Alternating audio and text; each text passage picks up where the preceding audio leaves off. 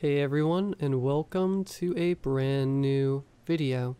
Tonight we have 2 hours of stories. I hope you all enjoy them. If you do, please be sure to drop a like rating.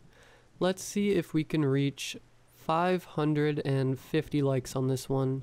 I think if everyone took just a quick second, we could do it. Subscribing if you are new is also very much appreciated, as I post content just like this all of the time.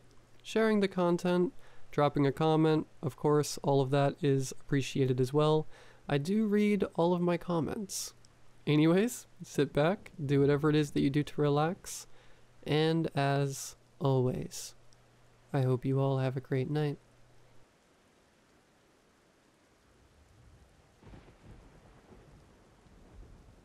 I can barely remember what life was like before we found the game that June night. We were 6 high school kids bored out of our minds, trying our best to fill the void. Most of us had part-time summer jobs, but we were hesitant to spend money on anything. We all hoped to save for college. After what felt like hours going back and forth on deciding what to do for the day, we took a walk around our suburban neighborhood.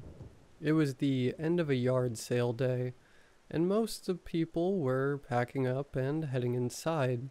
A few people still remained outside, eager to sell. We didn't really have the intention to buy anything, but I still combed through the last pieces of used crap people set out. I always think I'm going to find some kind of amazing treasure, but always end up questioning my purchases hours later. I found myself digging through a shoebox full of old board games. I thought I might be able to find a new game for all of us to play. I also figured, since it was the end of the day, I might get it for super cheap. At first, I only saw games that looked in too bad of shape to even buy. That, or it was a game I knew my friends wouldn't want to play. I've always been a board game fan, but not so much my friends. I had to beg them for months to play D&D with me, and they were only willing to play it for my birthday. I'm always trying to find new games that might interest them. I was ready to give up, but then I saw a game at the bottom that I'd never heard of. Tasks with Friends. With the tagline, "The game you and your friends will never want to put down." The box looked colorful and pretty worn out, but not so bad that we couldn't play with it. It just looked well loved. I tried to open it up, but the sides were taped down. I mean, it makes sense. You don't want all the pieces to come flying out after all. I didn't see a price tag or sign for the price, so I found the owner and asked her, "Excuse me, how much are you charging for the game?" I said eagerly to the woman while admiring the bright colored box that lacked any company branding or trademarking. "Oh, that old thing? I don't know. Do you have $1 on you?" The woman said as she put the yard sale leftovers into one big box. As she told me the price, I perked up and started to dig through my purse. She either got annoyed with me taking too long or just wanted to be nice and told me to just take it. She immediately started to pack up her box again. "So, is the game any fun?" I said to her awkwardly. "I actually never played it. My friend Jen gave it to me a few years back because her kids got obsessed over it or something, so she just wanted to get rid of it. She thought my family would enjoy it, but we just never got around to playing it," she said with her back facing me. I kindly thanked her and called for my friends to come over to see what I got. As I called for them, I could see their curiosity over what I found. That excitement was quickly lost when they saw I had a board game in my hands. They rolled their eyes, knowing that I would try and get them to play it with me. "Kate, you know we don't do the board game thing," Aaron said to me, annoyed. "Come on, guys. You've all been going on and on all day about how bored you are. At least try. This game looks really fun. I actually haven't played this one before, so we can all learn together," I said as I saw their faces start to grow curious again. James came up to me and gestured at the box in my hand. I gave it over to him, hoping that he would be convinced to play after looking at it. I knew if he was down to play, everyone else would be too. As he held the box, I could see the expression on his face change from doubt to excitement. Dang, this game looks fun. Let's go play, he said with a giddy tone I'd never heard him use. He started to jog in the direction of his house with me close behind, and the rest of our friends slowly walking behind me, looking confused as to why James was so excited to play a board game when he was normally the person most against them. We all made it back to James' house. We walked in and were greeted by his mom, confused as to what made her emotionless son so excited. As we stood in the entryway, not sure what to say, we heard him calling us from the basement. We ran down the steps to see the game fully set up on the floor and ready to play. He was sitting on a pillow reading the instructions with intense concentration. James, are we actually playing this game? Bree whined. Yes, we are. I promise if you just sit down and start to play, you will have fun. I had a chance to learn the rules while you guys got here. James insisted as he shuffled a pile of cards one last time. After a few minutes of back and forth, everyone was sitting down and ready to play. James explained the rules of the game directly from the instruction manual. Each player starts with their token at the start of the board. Players will take turns drawing a card from the top of the deck. Each card will have a task. If that task is completed, you may move the number of spaces that are specified on the card. Once you see the card, it will say secret or public at the top. If it's a secret card, do not read it out loud. This task must be completed without anyone noticing or questioning the action on the card. For example, hold someone's hand, sing a song, insult someone, etc. Just complete the task without anyone calling you out. If a player does something you believe to be a secret task, say out loud, deceiver.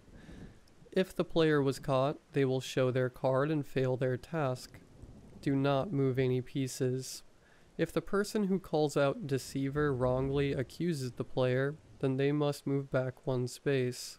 The accused player will keep that card and continue to try and complete the task. Once you have successfully completed a secret task, you may announce task complete and move your token forward as many spaces as specified on your task card. If you pull a public card, you must read it out loud. These cards will include things like saying the alphabet backwards. Don't say or until your next turn. Singing a karaoke song, playing Dead for 1 minute, etc. Some cards have time limits and specified instructions. Every card will clearly state the task. The player who gets their token to the end of the board wins. The game will start with the player who lied last drawing a card. Take turns drawing one card at a time, with the person to your right going next. Have fun. James folded the paper instructions up and sat them by his side, asking if anyone had questions. No one said anything. It seemed like they all understood the game fine, or maybe they just didn't care. Alright, let's get the game started, James proclaimed, but was met with blank stares. Come on guys, I just read the rules. You should know how the game starts. We have to start with who lied last. Everyone remained silent. No one wanted to say their last lie. This is so dumb. I guess I'll go. I told my mom that Henry wasn't hanging out with us when I left the house. There. I'll go first, Bree blurted out as she leaned forward to grab a card. As she looked at it, she rolled her eyes. This is so dumb. Why are we playing this game? Come on, Bree. It can't be that bad. Can you read it out loud? Henry said, sensing that the card was embarrassing. Ugh, public card. Pretend to be a cow for 3 minutes. She threw the card down and looked at Henry, who was to her right, expecting her turn to just be over and not wanting to even try. The rest of the group started to laugh and encourage her, chanting her name and begging her to do it. After about a minute, she gave in and got down on her hands and knees. When she first started, she was annoyed, staring daggers at Henry. As her time ran down, I could see in her face her feelings towards the game change. When the timer went off, she didn't stop for a few seconds. She kept going because she was laughing so hard. That was so fun. Someone moved my token up 1 space. Henry, it's your turn now, Bree said with a giggle and a newfound excitement. Henry looked at her in disbelief. He was so used to her cold exterior, but liked that this game made it melt away. Henry picked up his card. He motioned, zipping his lips shut, and shook his head.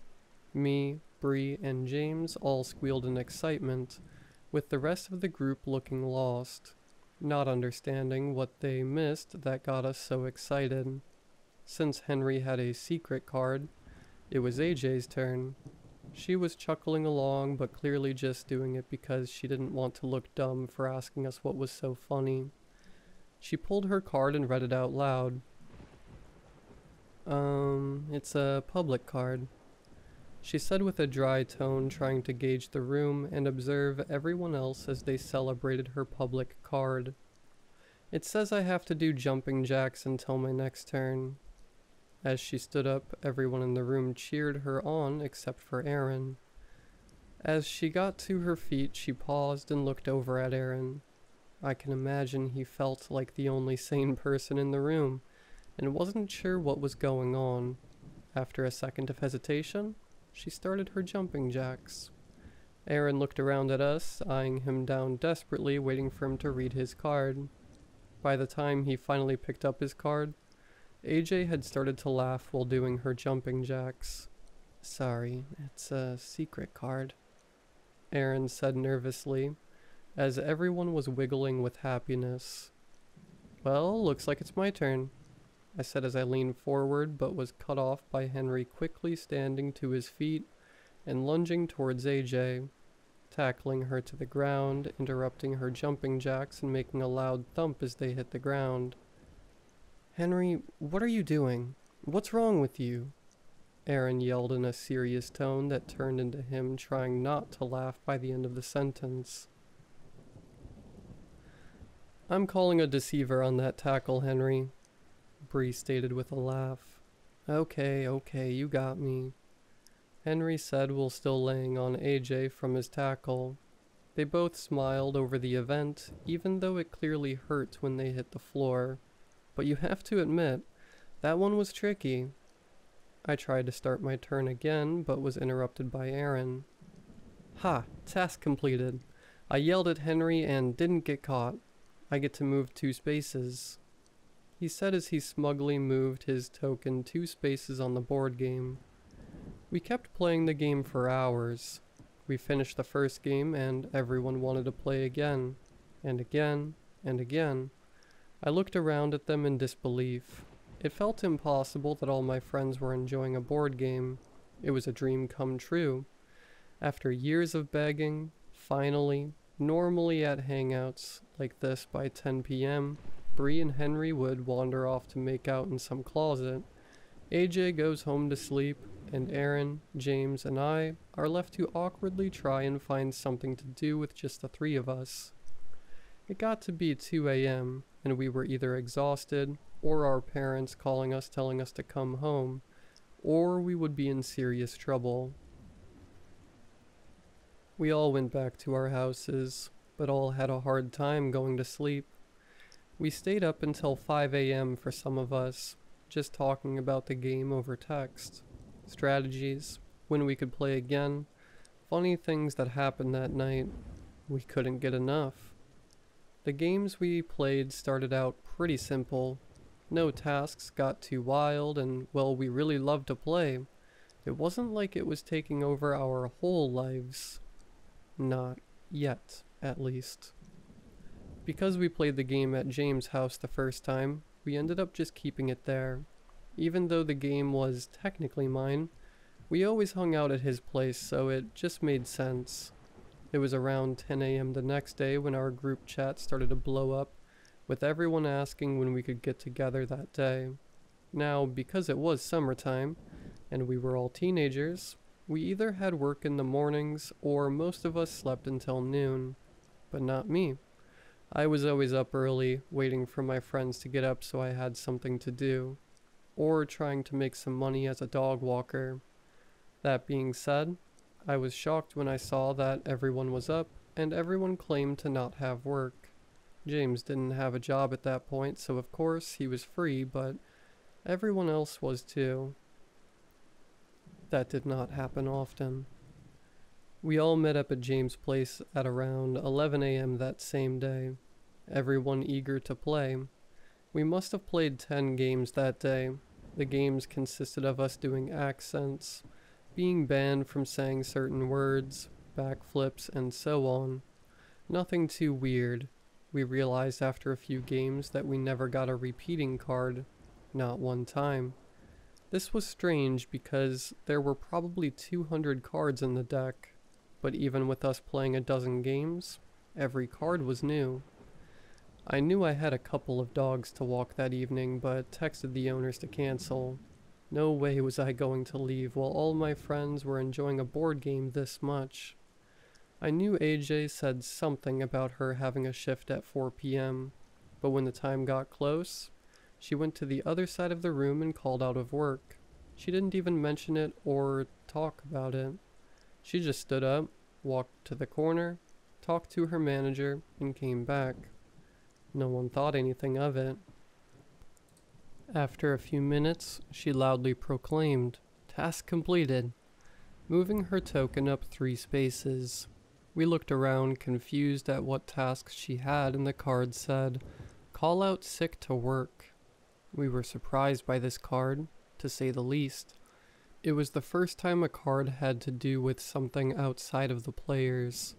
Everyone else in the group canceled any plans they had for the rest of the day, although AJ was the only person who completed a task for it. It was around 11 p.m., which made it a full 12 hours of the game. Bree pointed out that we forgot to eat any food all day. After thinking about it, I realized that I hardly drank any water, and went to the bathroom like 1 time all day. Things started to get out of hand that night. AJ pulled a card that said to go into a closet with the player to her left and kiss them for 5 minutes. Of course, that player was Henry.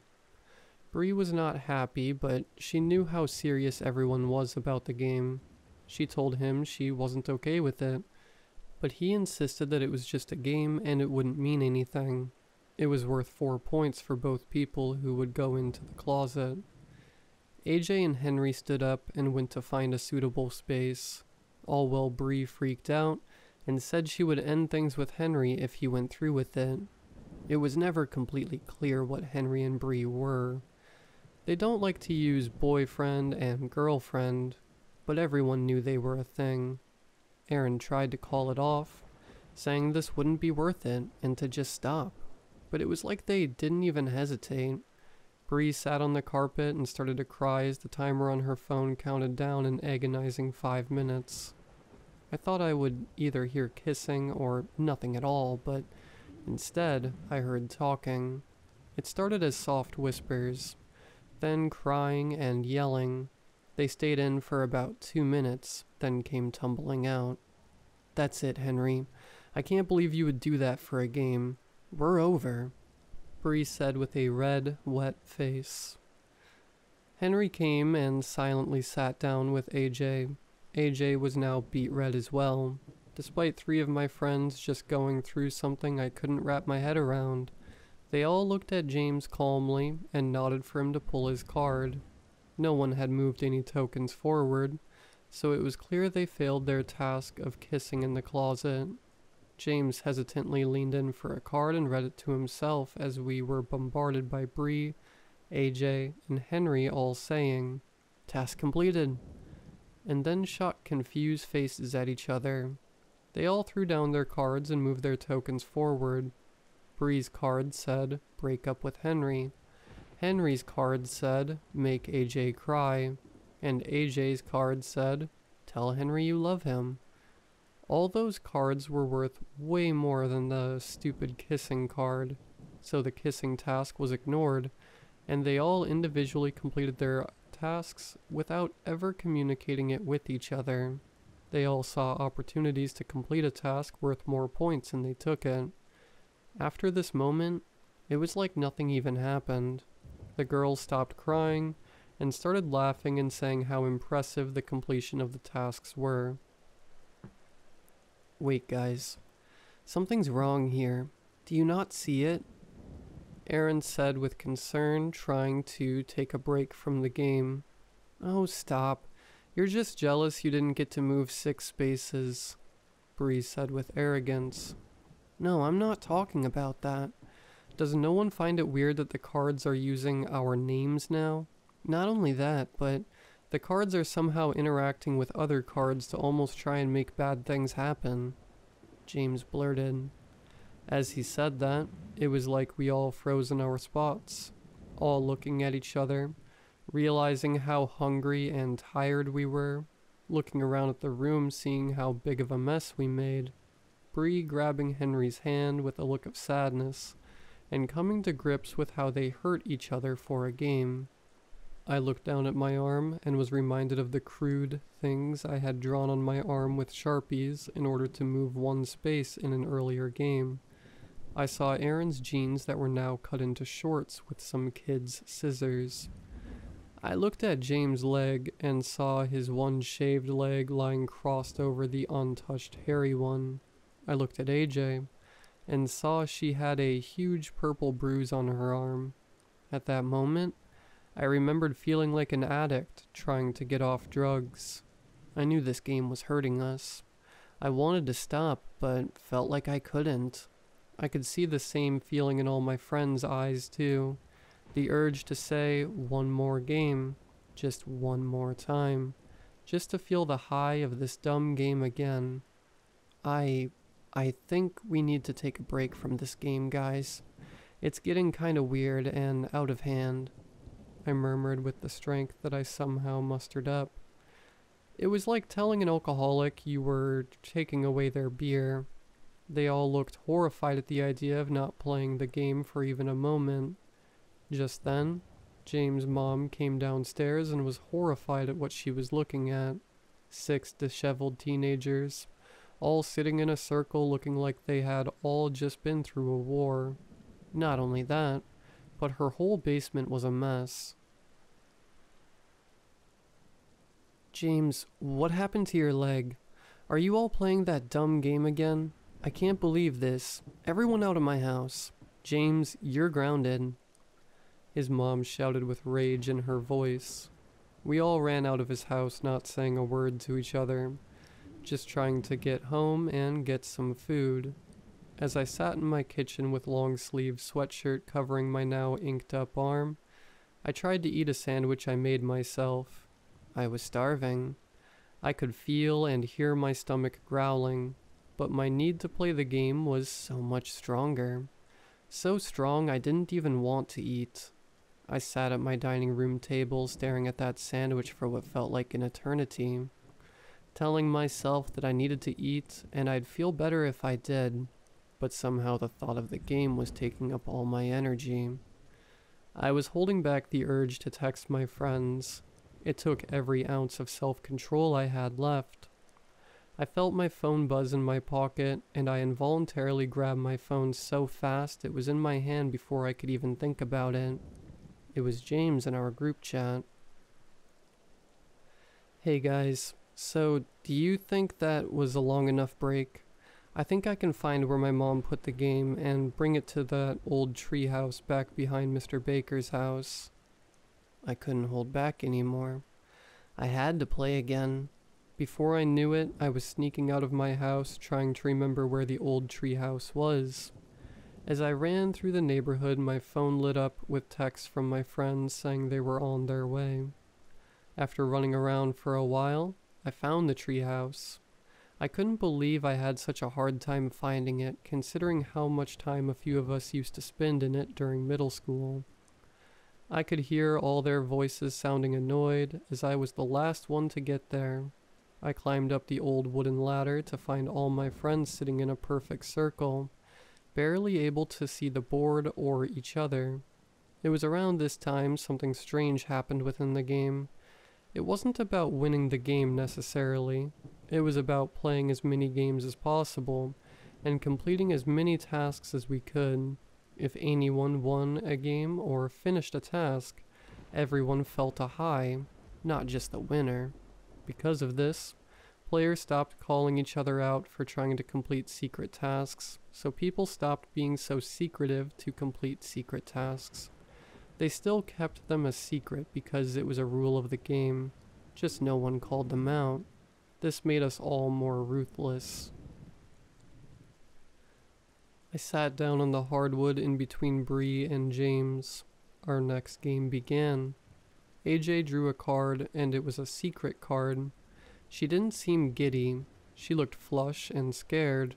In fact, it felt like the mood had shifted with everyone. We weren't laughing our butts off anymore. We were terrified to stop playing. It was something in our guts that made us have to play, like a virus growing in us, desperately trying to get out. Next, Aaron drew a card and read it out loud. "Hold your breath for 5 minutes," he whispered with confusion. "How am I supposed to do that?" he said, trying to not get worried. It's not that the card was all that bad. It's that he knew he would stop at nothing to make it happen. He told us to keep playing the game while he did it and got a timer up on his phone. He took a few deep breaths, then held his nose shut and became extremely focused, not making eye contact with anyone. Next, it was James' turn. He had a secret card and didn't show much emotion towards it. Next, Bree nervously took a card, and yet again, it was a secret card. In fact, we all drew a secret card until it was Aaron's turn again. It had been about 45 seconds, and he was really focusing, and we didn't want to make him draw a card while trying to finish his task. As we sat and watched our friend became more and more red from holding his breath, we found ourselves in complete silence. Other than the wind weaving its way through the trees outside, and the soft sound of crickets in the distance, we all just stared at each other, terrified of what was on those secret cards. I knew I had to use every little bit of self-control I had left in my body to not try and complete the task on my card.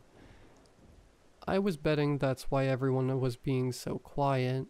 They all had tasks that they didn't want to do, but felt the uncontrollable urge to do it.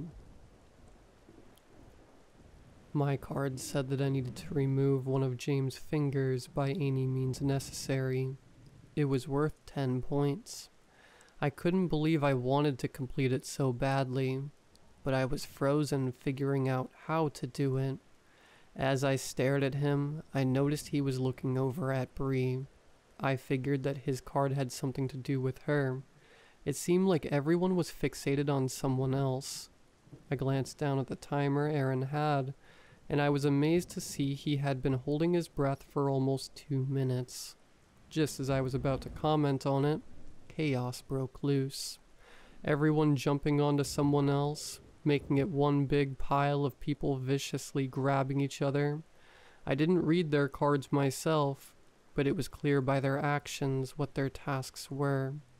Of course, as you know, I was going for James' fingers, but James was ripping at Bree's ear. Bree was pulling Henry's hair out. Henry was tearing at AJ's neck, and AJ was trying to open my mouth to get my tongue. For a solid 30 seconds, we were all attacking each other when Aaron passed out from holding his breath. This seemed to snap us out of our trance for a bit. We ran over to our friend and checked his pulse. After we realized he was still breathing, we got lost in the game again, and all jumped on each other to keep brutalizing one another. Just as I got my teeth around James' pinky finger, we saw a bright flashlight coming through the cracks in the treehouse and froze. A police officer popped his head through the bottom entrance of the treehouse and looked at us in horror. He saw Aaron out cold in the corner alone with the rest of us in a pile of blood and ripped out hair. The officer grabbed us one by one and practically threw us to the ground, where another officer put us each in handcuffs. We had hours and hours of questioning that night, but we were all released by sunrise. No one was badly injured. Just a lot of cuts, bruises, and a few patches of hair missing. Even Aaron was okay. Honestly, Aaron made it out in the best shape. We all got grounded for the rest of the summer. All the parents agreed that we needed to stop spending time together because they insisted on us having some beef between us all. None of us mentioned the board game was at the treehouse that night because we didn't want them to take it away from us. We knew we had to play it again. However, they caught on to it and banned us from playing it again. We spent the next 3 weeks of summer miserable.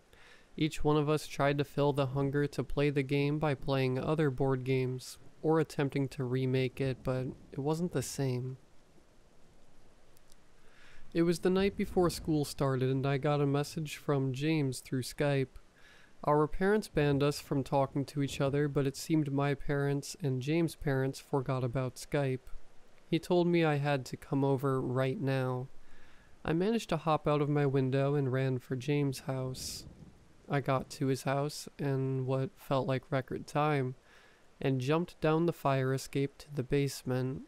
There I saw the rest of my friends all sitting by the fireplace weeping. As I got closer, I saw they were covered in ash. I saw tiny little bits of what was left of the game lying out on the ground. "She burned it. My mom burned it," James said in between tears. Everyone was desperately trying to find any pieces that were left of our precious game. Some of them rubbed the ashes of the game on their faces and arms to try and feel something again. As I watched them, I saw something in the corner of my eye. I looked over to our normal hangout area and saw it. I saw the board game sitting out. Not just the box, but the whole game was out and ready to play. Are you sure that your mom burnt it, James?" I said as my eyes got glazed over looking at the beautiful board game sitting out for us to enjoy. "Yes, I'm sure. She did it right in front of me, so I'd stop looking for it." Just as James finished his sentence, he looked at me and then at my eye line. He saw the game. The next week of our lives was a whirlwind. After James' mom burned the game and it reappeared, we all ran away with the game. We stole a car from AJ's mom after we got a task card for it and left town. We would play the game in the car, in random fast food restaurants, and sometimes in parks. It's all we did all day. We would fall asleep playing the game, and only managed to eat maybe a bag of chips or something small during the day. We kept moving because we didn't want to be found. In that week, we all managed to lose our jobs and all missed the first week of our senior year of high school, all because we were addicted to a board game. I still remember the last game we ever played. It was a late Sunday night. We were actually in our town sitting in an old barn near the treehouse we sat in before, all because the game told us to. Up to that point, we were hanging out far away from home. We didn't want to be close. We knew we could be found easily by our families and the authorities if we were too close, but we had no choice. We were slaves to the game. At this point, we were in bad shape. With every new game started, we broke down a little bit more. We surrounded the board with tired eyes and growling stomachs, missing teeth and bruised bodies, concussed heads and broken toes. "Please, we have to stop. I can't do it anymore. I want to go home," Bree said as we were about to start our next game. I can't imagine not playing this game. It's all I ever want to do. I think I might die if I couldn't play it.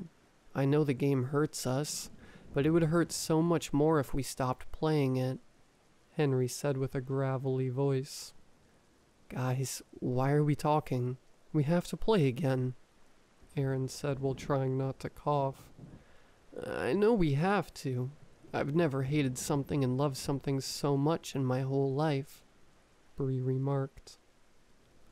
We started the game with shaky hands, moving slowly and holding our breath whenever someone looked at their card. AJ went first. She reached down and picked a card, cringing to herself after reading it in her head. Next was Bree. She rolled her eyes and she read off the words, "Public card. Waterboard the player to your right for 5 minutes. Both players move 8 spaces," Bree timidly said as she glanced at James sitting next to her. I can't say we really knew how to waterboard someone, but we laid him on his back with his legs elevated and dipped water over him. We let him take a card for his turn before Bree started the waterboarding, so we didn't have to wait for 5 minutes for them to be done. His card was a secret card. We continued the game with the awful background sounds of gagging and choking. Next, it was Aaron's turn. He read his card and winced. He closed his eyes tight and opened them again, as if he was hoping he was in a dream. As he opened his eyes, he slowly looked at all of us, making eye contact with each one of us. Just then, James was done being waterboarded, and he and Bree came to join us. I was so glad they were done. Not just because I was sick of the sounds, but because it meant they got to move 8 spaces. Aaron stood to his feet slowly. I prepared myself because I figured he was about to hurt us. In an instant, he ran out of the barn and into our stolen car. We all looked around confused as to where he went, but kept playing the game as he drove off. Next, it was my turn. Public card. Jump off the roof of the barn. 9 points, I said out loud nervously. Henry and AJ jumped up and started to walk outside, not even questioning if I would do it or not. They weren't wrong in the assumption. Before I could even think, I was on my feet trying to find a way up to the roof. I found my way to the top of the 10-foot-tall building. I took a deep breath and leaped off, and was met with a hard thump as I hit the ground. I felt a gut-wrenching pain in my right ankle as I landed. I knew I broke it. I had no doubt in my mind. I was thrashing in pain, grabbing my ankle as my friend dragged me back into the barn. We knew we had to keep playing. Next, Henry took a card. He picked it from the pile with his eyes closed and brought it to his face while peeking just enough to see the words on the card. Then closed his eyes again, trying to pretend he never read the words in the first place. Next, AJ took a card. Even though it was a secret card, I knew it was about me. She glanced down at my ankle right after her eyes left the card. Just as James was reaching for his card, we saw Aaron walk back into the barn. We all sat in shock as his silhouette became clear and vivid in the doorway. Blood trickled down his arms and hands, dripping on the dirt as we all stared at each other. His eyes were blank at first, but then turned to pain. We watched him as he walked from the doorway to the board game, blood dripping on the game as he moved his token 30 spaces. Aaron, what have you done? 30 spaces? AJ muttered in fear. James, I'm so sorry. I had to.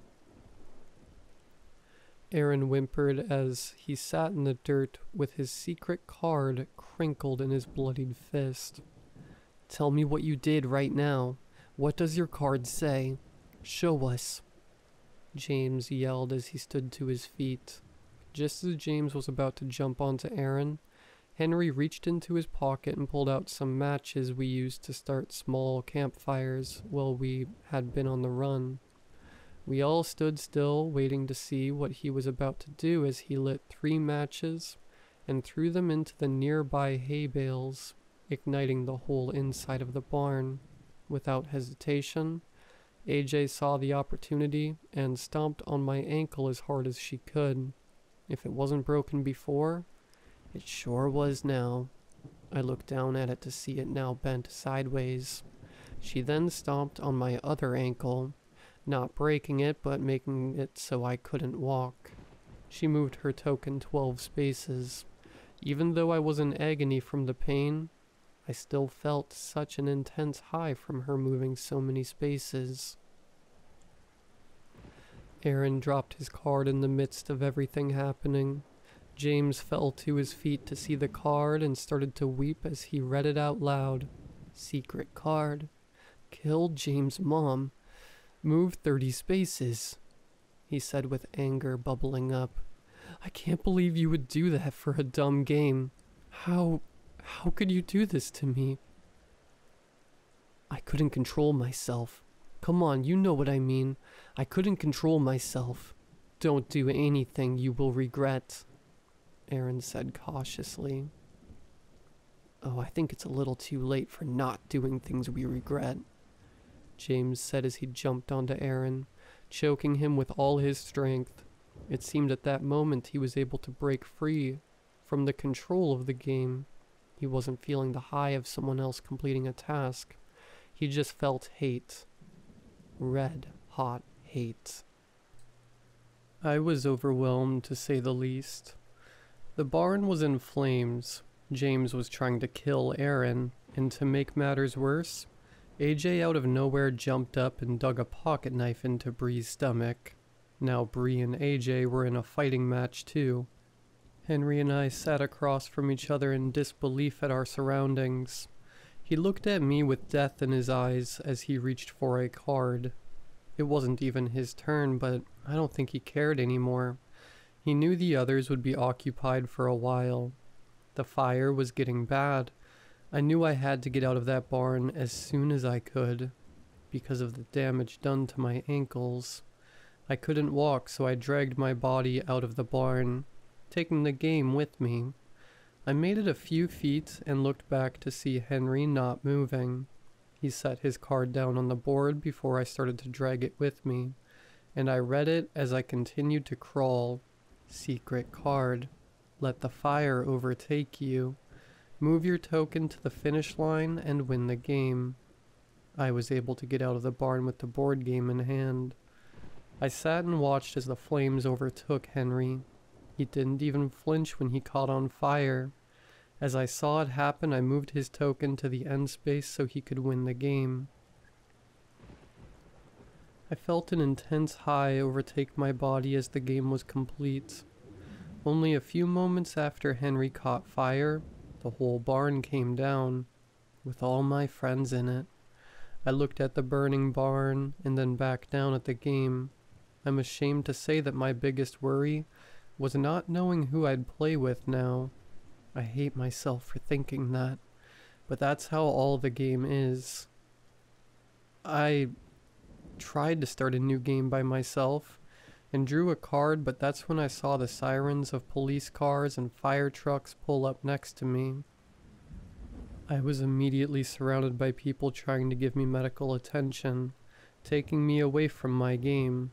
I scratched and threw my body around like a toddler not getting their way. I remember them giving me some kind of sedative, and waking up in the hospital. I was the only person to make it out alive that night. All I could say to the doctors and my parents was that I needed the game, that I had to play the game. It was the only meaning to life. It was the only reason I had to live. My parents got me a great lawyer, and I got out of everything by pleading insanity. Our families all knew the right people and had the right money to ensure the word never got out about the deaths. They even managed to make the death of James' mom disappear. When they told me my friends were all dead, I didn't have much of a reaction. I just kept asking where the game was. When they eventually told me the game was gone and never coming back, that's when I lost it. They had to put me into restraints because I kept hurting the hospital staff from my meltdowns. I started to threaten the staff and told them all the horrible things that would happen to them if they didn't get that game back to me. I eventually ended up in a psychiatric hospital. I yelled and screamed so much that I never had my voice. I hardly ever slept, because all I thought about was the game and how I craved to play it again. My skin was red and torn up from my insistent picking due to the withdrawals. After months, I felt numb, maybe from all the drugs they pumped me up with, or perhaps I was so used to the withdrawals I didn't feel it as much. It still felt like I had an uncontrollable urge inside my bones, but I was able to hide it. They then sent me home after a while. I knew I had to mask my emotions for the game, pretend I didn't care anymore, even if it killed me inside to say it out loud. I walked into my bedroom, and I felt like I was being treated like a baby. My old bed frame was gone, and it was just a mattress on the floor. All my sharp shelves were taken down, along with anything else I could possibly hurt myself with. I rolled my eyes but knew my parents had to make these changes for me to even come home. I sat on my bed and I looked around at my room, now with a doorknob that locked from the outside to keep me in, as well as bars on my windows. I searched my room desperately, trying to find something to take up my mind. That's when I dug through my closet and I saw it. I saw that beautiful, colorful box that I came to know so well, just hiding in the back of my closet waiting to be found. I knew it came back the first time it was destroyed, but it was feeling like it was a one-time thing. But here it was, patiently waiting for me to come and play it. I ripped open the box, giving myself a paper cut in the process, and started to play the game by myself. With all that being said, I can finally say, task completed, and share what my first card said in that solo game. Secret card. Spread the word about this game online so more people can join us. Move 20 spaces. So what do you say? Care to come join me for a game?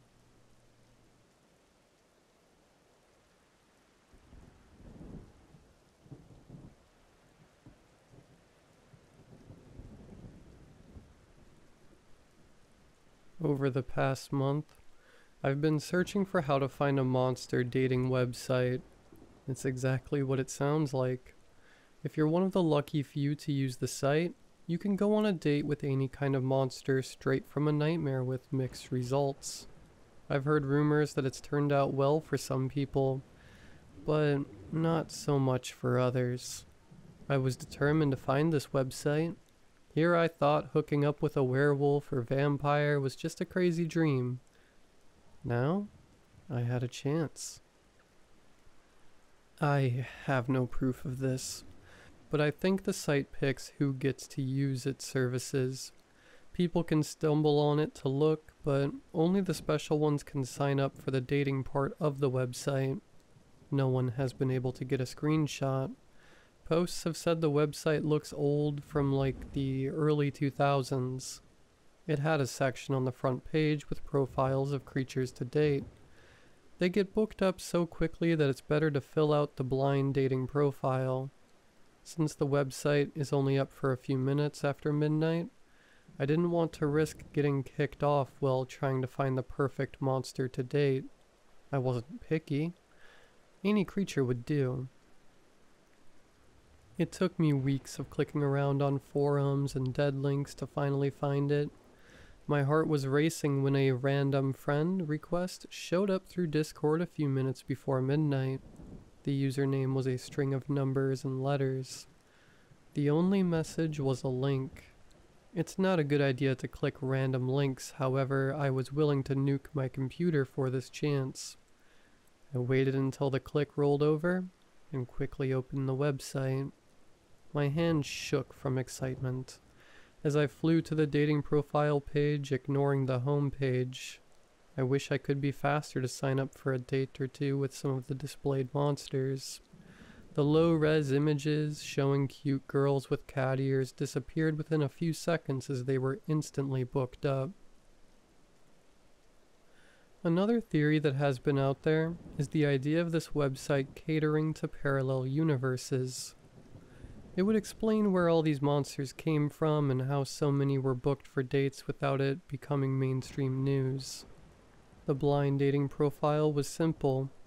It asked for your name, phone number, email address, and ideal date. There was also a drop-down menu hidden near the bottom of the page asking for your preferred species. There were no promises you would get what you asked for, but if a creature you wanted was free, then that's who they would send first. I filled out my name and phone number, then went straight to the drop-down menu. I had only a minute before the site went down. I did want to pick werewolf from the menu, but it was in alphabetical order, and there were a lot of options. If I tried scrolling that far down, I would use up all my time. Most of the creatures' names I didn't recognize. A word caught my eye. Hybrid. Would werewolves count as a hybrid monster? They were a human and a wolf mixed, so maybe. I clicked that and submitted my request moments before I got kicked off the site. I held my breath waiting and praying. People reported getting a text shortly after applying. Some get one even if they hadn't put in their cell phone number. And yet they got the message about a date. It felt like time was moving in slow motion when finally a text from an unknown number came through. It had a photo of a stop sign at the end of the street I lived on saying my date would meet me there at 11 p.m. on Friday. The Discord message disappeared, and there was no history of the dating website on my browser. I knew this was legit. I grabbed my phone and replied to the text asking if the date could happen sooner. I think no one had ever sent such a message back to the mysterious number. I could almost feel the confusion through the phone. A few minutes passed, and another set of texts came through. Does 11 p.m. on Wednesday work for you? They asked. I wanted to press my luck and ask for anything sooner, but I accepted that time.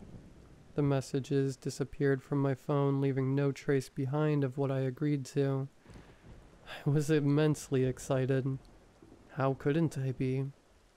I've heard horror stories about people getting ripped apart by their so-called dates, or get stuck in a relationship where they always needed to watch their backs. I knew the risks going in, and I was fine accepting death if that also meant I may be able to experience a goal I thought would be impossible. I arrived early and started pacing on the spot waiting for my date to show up. I realized there hadn't been a choice to pick the gender of who you would be meeting, but with creatures, gender was tricky. I mean, what if your date was a blob monster? Do blobs even have genders? Do vampires even care if you call them a guy or a girl? Honestly, I was fine with whatever. Being picky with gender feels silly when you're down to be with a creature made up of dark fur and teeth. The person who arrived appeared somewhat normal, aside from the large brown trench coat in the summer heat. He was taller than me by 2 feet, but his face looked a few years younger than I was. "Are you waiting for someone?" he asked after he stopped near the stop sign. We were a little bit away from a street light. Shadows played over his face, giving away a hint of the monster he really was behind his human face. "I think I'm waiting for you. I'm Clay," I said as I held out my hand for him to shake. It took him a second to figure out a handshake, which was a little cute. He had long, wavy dark hair that almost looked purple in the dim light. "I'm called Jaren," he said and smiled, showing off unnaturally pointed teeth. My heart fluttered in a mixture of fear and excitement. It was the same feeling as waiting in line for a roller coaster. The bottom of the trench coat moved in an odd way that drew my eyes downwards. I had picked hybrid, but I couldn't see his feet. Was his bottom half human or something else? Would it be rude to ask what was under the coat? I felt my face flush when I realized I might be expecting a bit too much out of a first date. My place is down the street. Do you want to come over? I asked, feeling suddenly flustered. How bold of you to invite me over. Someone would think you might have certain motives in mind. Jaren teased. I found myself at a loss for words. Yes, that was the goal of this date, but when the option was directly in front of me, I found myself fumbling. We can just hang out. We don't need to rush into anything. I weakly defended myself. He smiled again, but this time his expression lost any charm his face held. The monster he was came out as he started to open his coat. A sound started from under the fabric. It was one I couldn't place, but it made my skin crawl. Suddenly, this date didn't seem as fun as I expected it was going to be. I don't mind rushing into things. In fact, I like you so much I don't want to even wait to get inside. A flash of motion came from under his coat, and I felt a pressure wrap around my body. My arms were pinned tightly and I was barely able to breathe. My heart dropped in horror as countless legs moved around me, making more of that terrible sound that made the inside of my skull itch. Jaren's bottom half wasn't anything remotely close to human. Somehow, he had tucked away an insanely long black centipede body under his coat. At that moment, I didn't care about how he accomplished such a feat. My brain was too fried from fear of the situation I found myself in. I thought I would have been fine with death. I expected that outcome, but I never would have thought creatures like him were out there. His smile grew when he saw my fearful expression, and I felt my body shake under his. His legs didn't stop moving as his body kept wrapped around mine, the tips of his legs quickly moving against my exposed arms. I jolted under the weight when a set of legs lifted my shirt for a second. I won't be able to hold back devouring a cute little thing like yourself. It won't hurt too much, though, he whispered, his face getting closer to my own. I shook my head, my throat closing up, causing only a whimper to come out. This wasn't what I wanted at all. His teeth were about to come down to rip away my ear when I was finally able to yell. Get your gross, creepy legs off me, I shouted and shut my eyes tight. The movement stopped. Dogs in the distance started to bark, and I thankfully didn't have to listen to the sounds of his legs constantly crawling. Carefully, I opened my eyes to take a peep in his direction. I thought he would have been angry, or even amused by my outburst. Instead, he looked like someone had slapped him across the face. The grip lessened, and he drew his body away, hiding it under his coat again. Guilt started in my stomach. A neighbor came outside to quiet his dog. I didn't want someone to see us, so I took him by the wrist to drag him down the street to my place. Sure, it wasn't the best idea to let him know where I lived. The air of danger around him disappeared as he slumped against my couch, face buried into the cushions, and he let his long body sprawl out over the floor. Do you want me to pick up where we left off? I offered nervously. Jaren shook his head, still pressed into the cushion. I'm not in the mood, he admitted. I sat down next to him, feeling like a jerk. Sure, he was going to eat me. That doesn't mean I should have insulted him. I did sign up for this date knowing the possible outcomes, and yet I acted like this. Do you find my body disgusting? He asked suddenly in a moody voice after he lifted his head. What? No. I partly lied. His top half was super cute. His pointed legs scuttled, causing my shoulders to tense up, revealing my lie. I was just surprised. That's all. I tried defending myself, hands raised. Jaren frowned, disappointed over how the night was going. His body curled itself inwards, showing just how emotional he was under the surface. It's always like this. Everyone is fine being frisky with a monster until I show up. People pick a hybrid hoping for a dog man, or a human with animal features.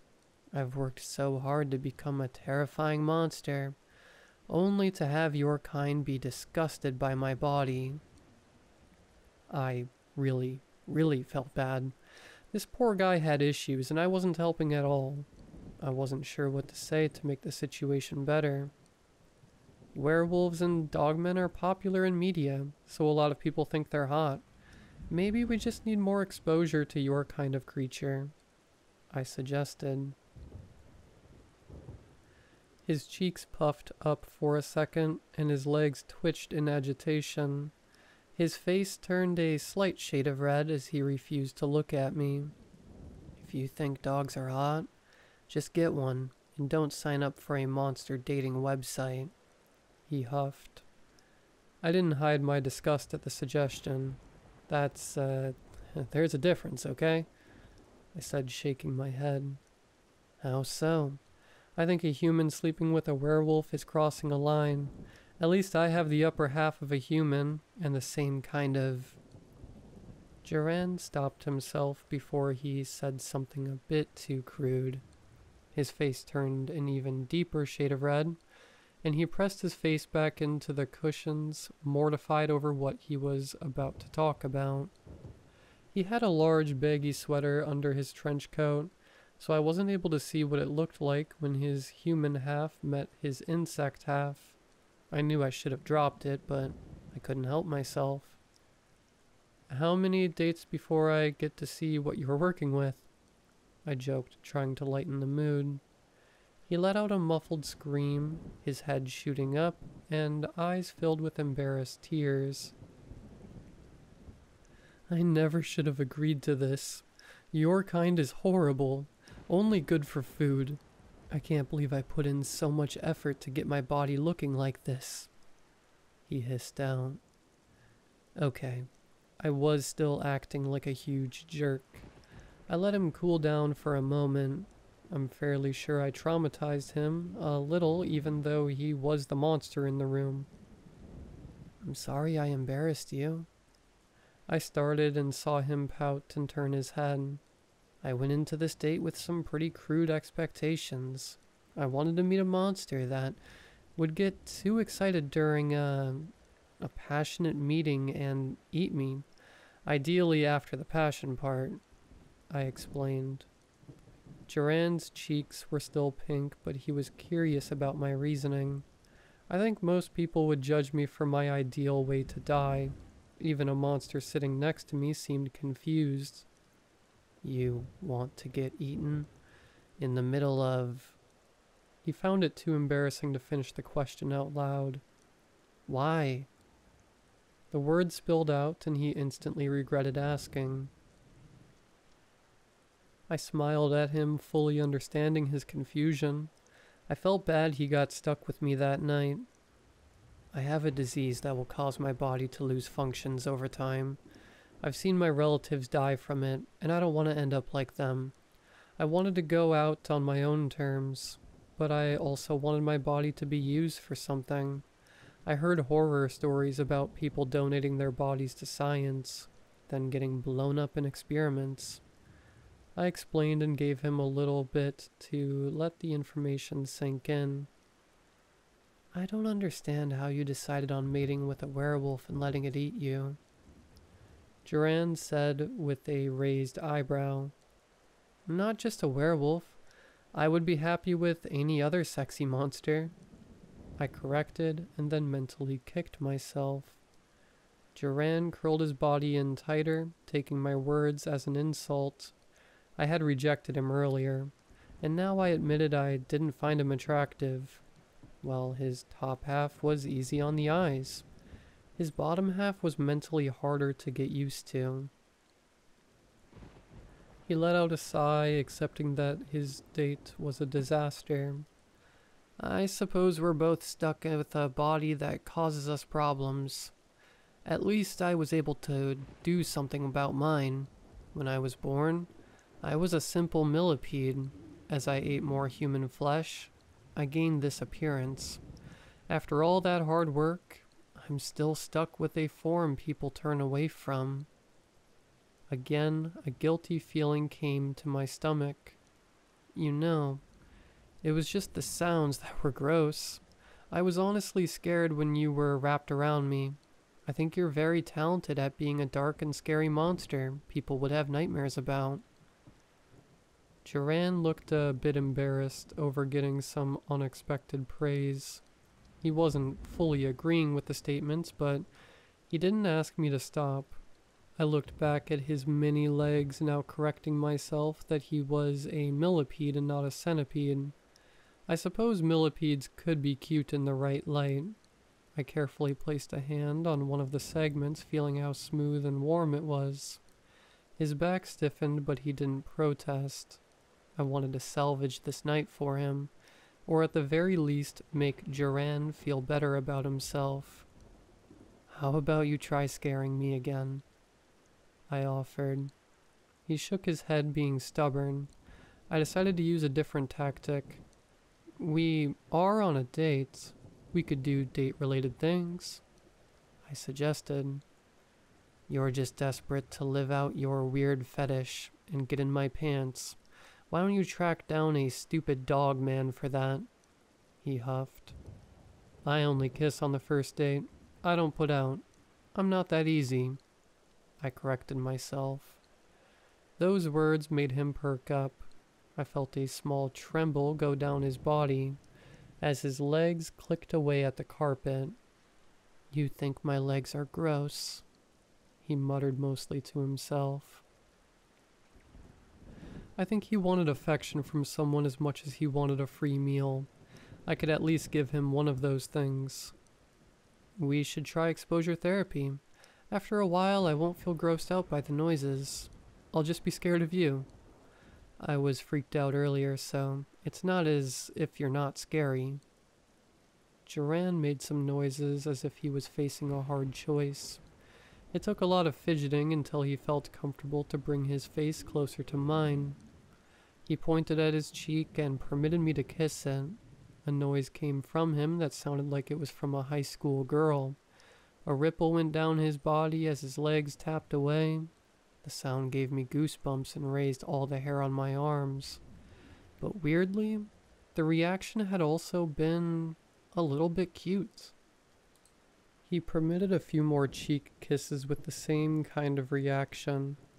Just as I thought I was getting past the whole leg thing, his body suddenly wrapped around mine. Each leg tip dug into my skin. The weight compressed my lungs for a second.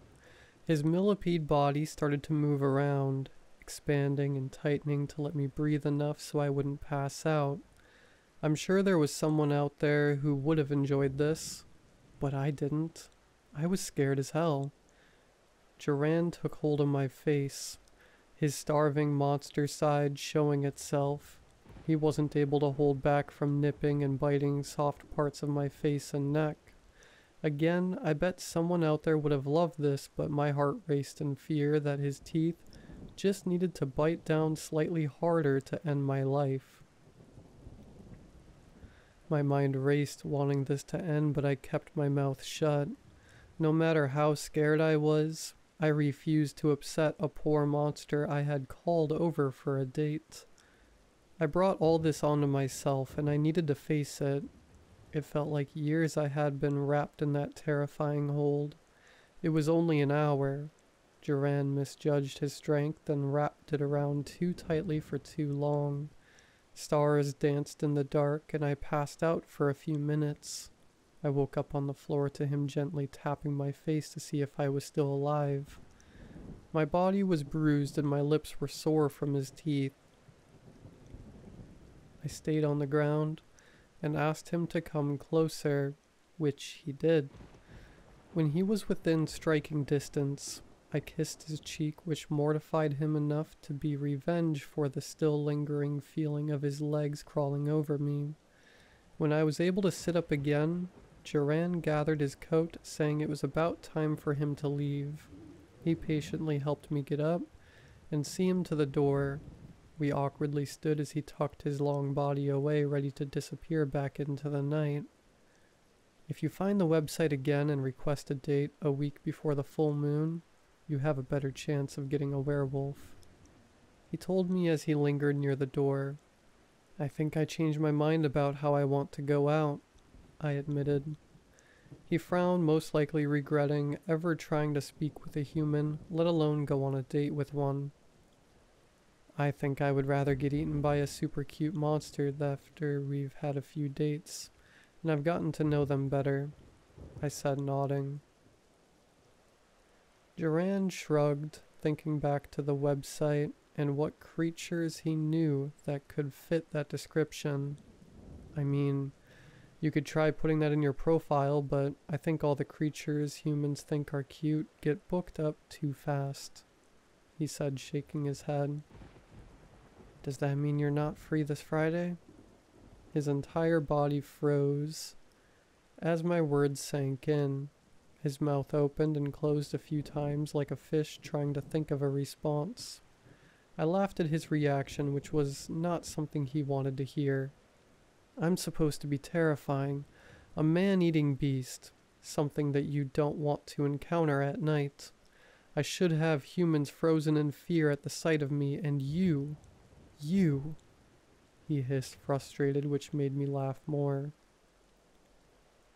You can be all those things and cute, I assured him. He froze again, eyes narrowed, trying to spot a lie. You're super scary, I said again. If you're lying to me, I'll make you regret it, Duran replied, voice low and dark. See? That's scary, I pointed out. He straightened up, folded his arms, appearing proud of himself. And now you're cute. His reaction was to give my shoulder a hard shove. I heard something crack as a bolt of pain shot directly into my brain. He didn't break anything, but he could have.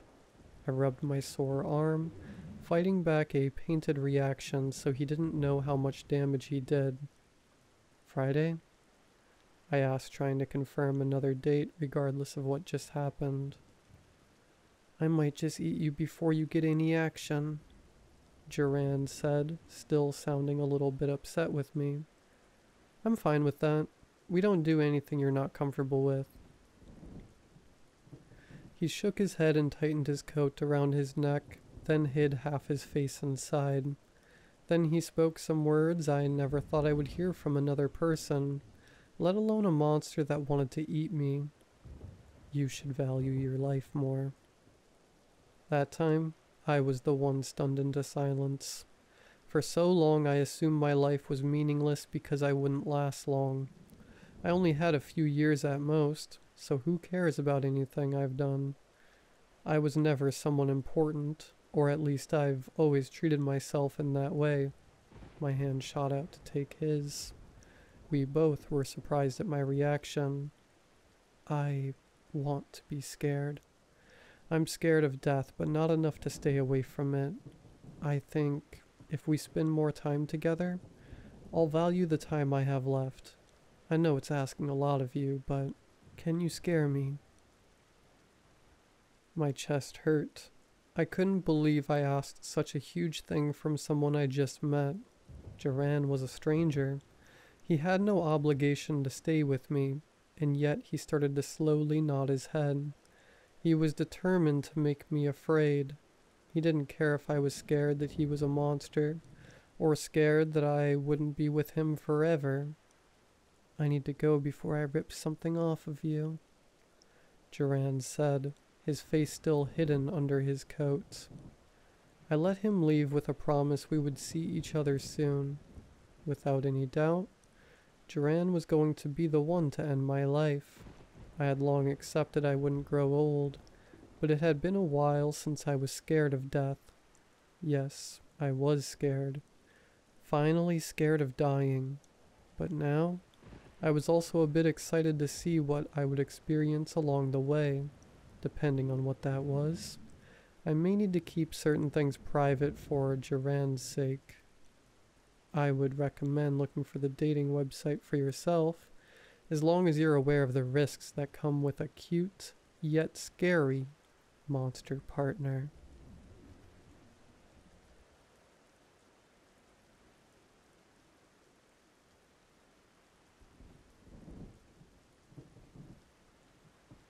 I didn't know elephants lived in England.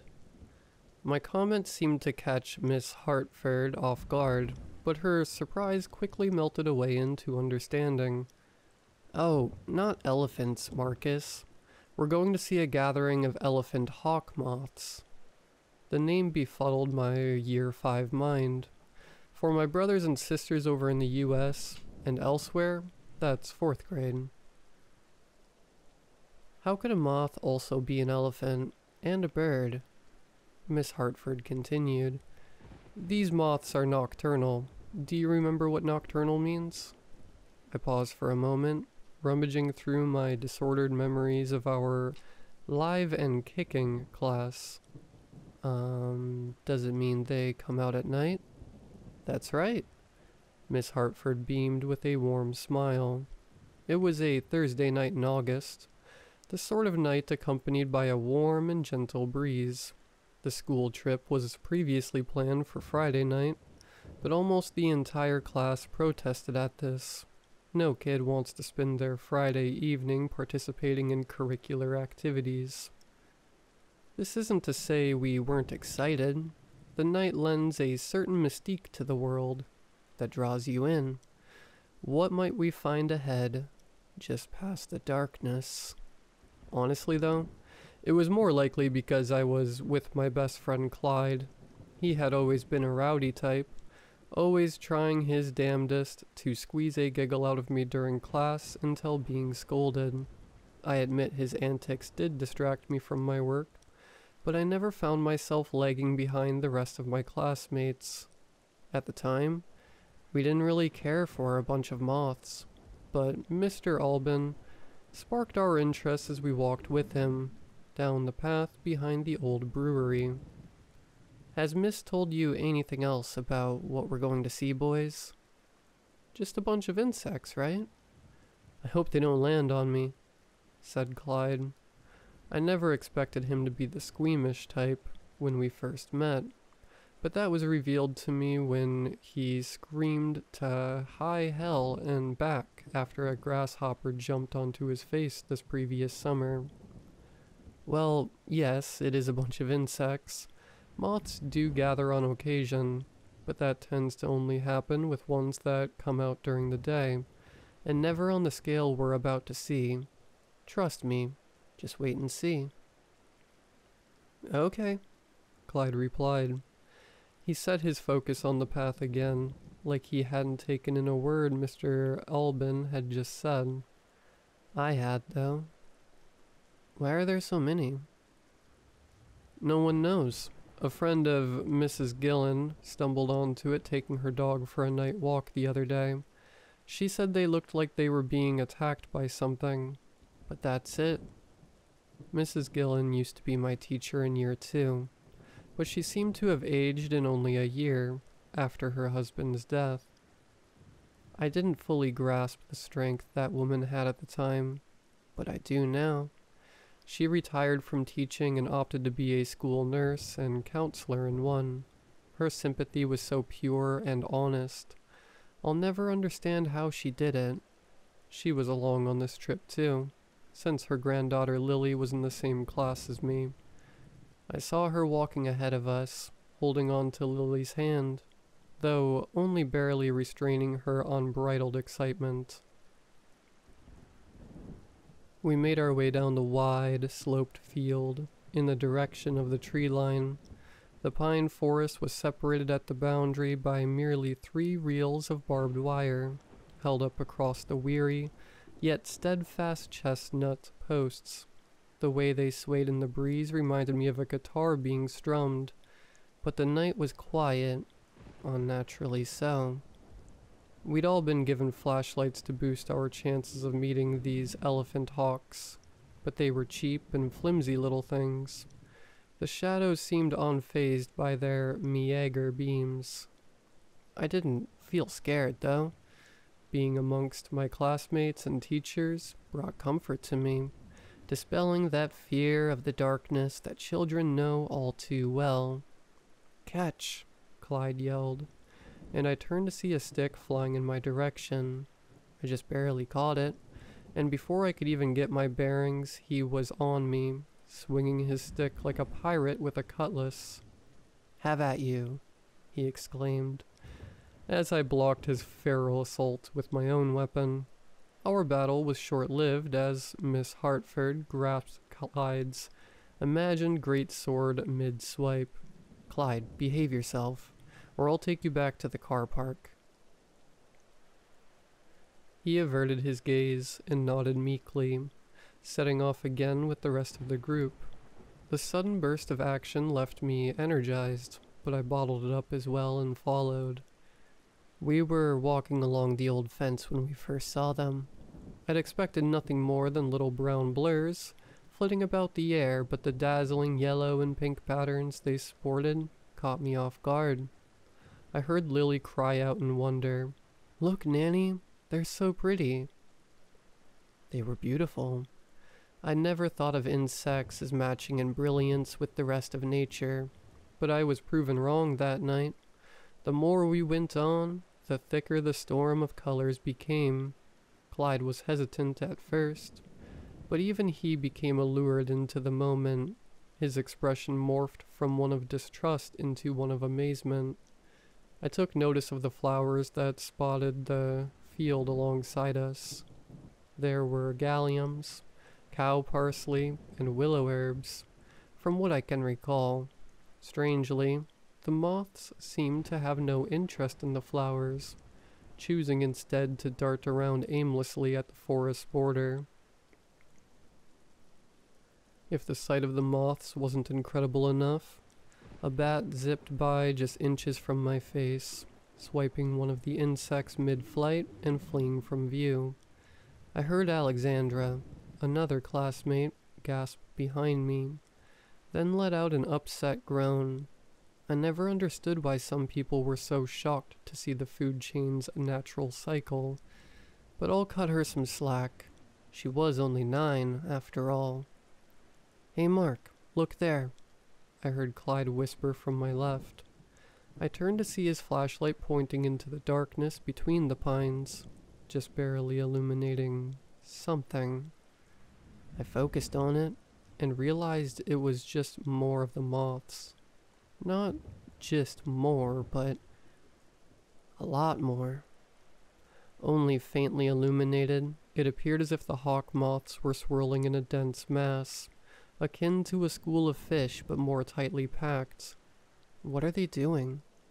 I found myself asking Mr. Albin to my right.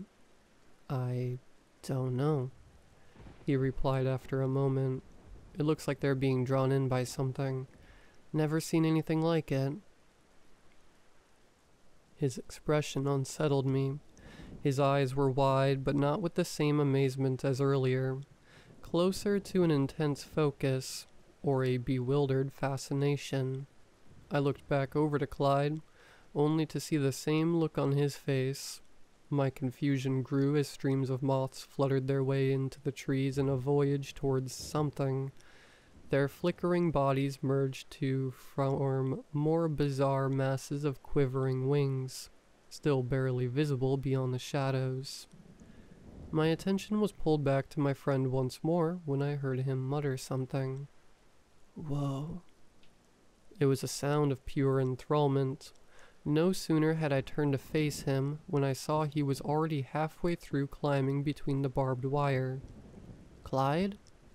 I got no answer, only the quiet crunching of leaves and twigs as he staggered his way into the trees and disappeared from my torchlight. "Clyde?" I looked back to Mr. Albin, hoping he would say something, anything, to sternly call Clyde back from the woods and make everything well. But still, he gazed off into the forest, fixated on something I couldn't see. I tugged at his sleeve, trying to pull his attention, but it was no use. I looked around to see similarly captivated faces. No one said anything, and the silence was deafening. I began to feel scared, like I wasn't safe. The fleece I gripped pulled itself away, and silently Mr. Albin pushed the wires apart, stooping down to step through the fence. I could only watch as his ear was torn raggedly by a rusted barb, but he didn't even flinch, completely ignorant of the warm red stream trickling down the side of his neck. I called out for him as he got through, but my pleas fell on deaf ears. Just like Clyde, he only walked calmly into the thick darkness. One by one, my classmates whispered in mind-absorbing infatuation as they clambered through the loose wire, tearing clothes, skin, and hair. There was something in their eyes. They glinted, twinkled.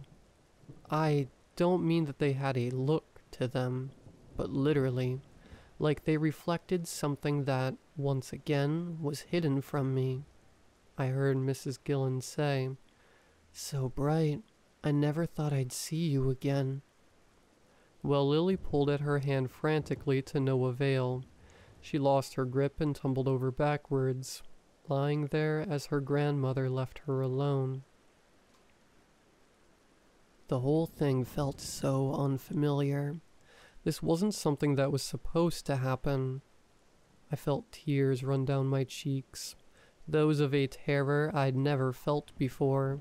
It was so different from any other scary situations. I couldn't understand why they would just wander off into the forest with no care for themselves or anyone else. The moths were gone now, down the same path my class had taken. The rustling footfalls had grown distant and faded away into the night, leaving empty silence in their wake. Only I, Lily, Miss Hartford, and a boy called Jay remained. The only adult left in our midst looked scared and uncertain, as were we. She glanced between us and the dark forest a few times before making the decision we'd been fearing. "Wait here, children. I'm going to find them and bring them back. Don't worry. I'll only be 5 or 10 minutes. Her voice was shaky, but she was brave nonetheless, and climbed through the fence, vanishing into the all-consuming darkness. And so, we waited. 5 minutes, 10 minutes, 30, but there was no sign of Miss Hartford. Not a single muted shuffle of footsteps. In spite of the warm breeze, I shivered. I felt cold, hopeless. The others didn't notice it. Something glinted between the trees, only for a moment, but it looked slick and wet. I did not dare shine my flashlight, hoping that the dark would hold back whatever was inside it. With a flicker I had seen came a smell. It was pungent. An old, musty, earthy scent that reminded me of a dead, mushroom-infested log. A hot breeze carried it, like the breath of something on earth from deep inside the soil. The thought alone sent me into fight or flight. I chose flight. My legs bolted me upright, and I found myself sprinting back up the hill, back to the car park where we'd started. But in truth, I just wanted to stay away from that place, not caring where I might end up. I heard Jay and Lily's thumping feet moments later, my panic having spread to them just as quickly. More than once I tripped and fell, clawing at the grass, as if at any moment I might feel a cold hand wrap around my ankle and drag me back, screaming into those terrible woods. I burst out into the graveled car park, covered in grass stains. For a long moment, I dreaded that there would be no more to follow me. I let out a breath I didn't know I'd been holding when Jay, and then Lily, emerged from the dusty path and skidded to a halt. The 20 minutes before her parents started arriving was a lonely eternity but for the three of us. A woman I recognized as Alexandra's mother stepped out of her silver Ford and scanned the car park in confusion. She made her way over to our small, shivering congregation. "Hey, where are the rest of you?" she asked, to none of us in particular. All I could muster in response was a feeble point in the direction of the field. She looked over, then back at me, then back at the path with a frown of concern. Before she could interrogate me further, I saw my dad's minivan pull up, and I scrambled my way over to the passenger side door. Even as a 10-year-old, I tore the door open so hard I thought it might fall off entirely, then jumped into the seat without a word of greeting. "How was it? Fun?" my dad asked, blissfully unaware of the events that had taken place. I only sat there, staring out the windshield, saying nothing. "Mark, are you okay? Can we just go home?" "Can we just go home what?" he asked. I chose to stay silent, and after a few seconds, without the expected "please," my dad grunted, started the ignition, and we drove away. School was off the next day, but I wasn't any the happier for it. My parents told me to just rest in my bedroom, play with my toys, that sort of thing. Even if I wanted to go out, who could I meet with? I wasn't really friends with Jay nor Lily. None of us wanted to leave the safety of our houses in any case. It was when my stomach began growling that I left my room to go and grab a snack from the kitchen. I paused on the bottom step as I heard low-toned voices conversing in the dining room. All of them? None of them. I was told that all they found were... A floorboard creaked as I shifted my weight, cutting off my mom from whatever she was about to say. "Oh, hello, darling. Are you hungry?"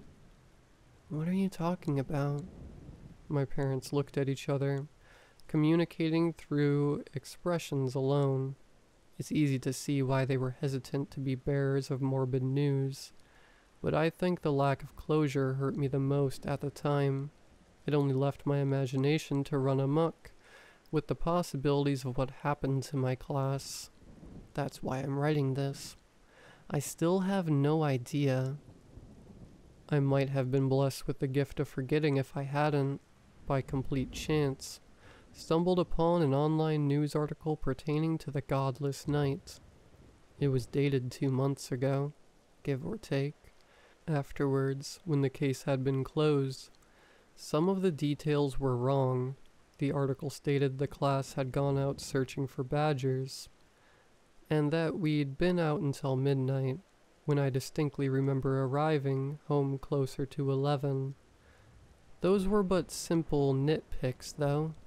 The part of it that brought me to attention was the second to last paragraph. I was told that shortly after the search party set out to find the missing children and teachers, their remains were found only a few hundred feet inside the woods. Dozens of clumps of hair, a few scraps of torn clothing, and scattered yet pristine finger and toenails, all found in a small circular area. DNA profiling confirmed that the remnants were those of my missing class, but that's as far as the trail went before going cold. I don't know where they ended up, but I can only hope they found peace, where I only found questions with no answers. What did they see that compelled them to abandon everything they knew in its favor? And why was I spared? What process occurred that left only hair and nails behind? Where did the rest of them go? So I've posted my story here, in hopes someone can shed any light on this, where our cheap flashlights couldn't on that awful night.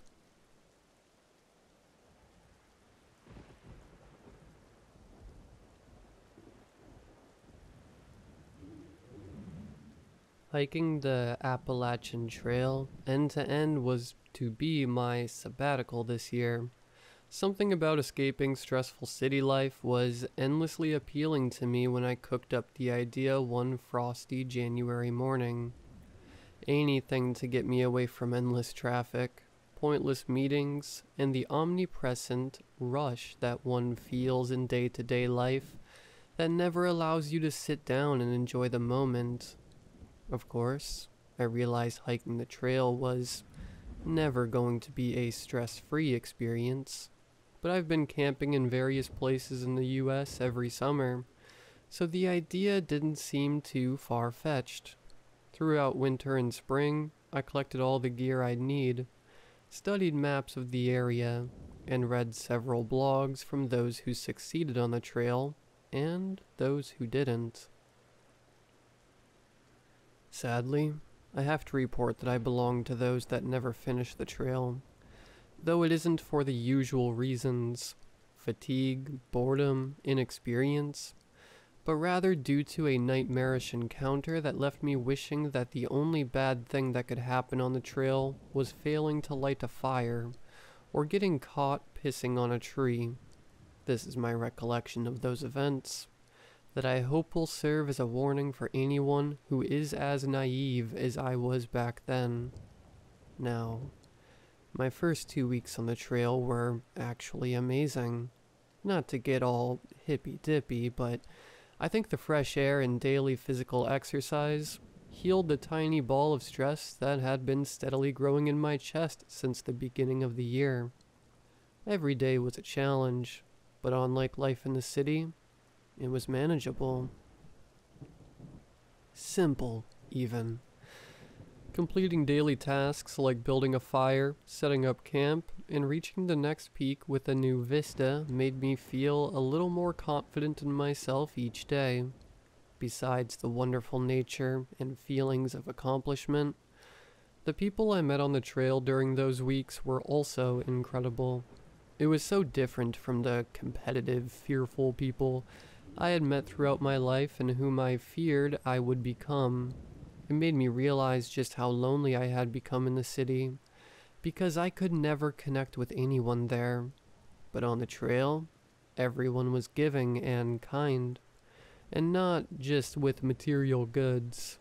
Knowledge and stories were just as appreciated as food and water.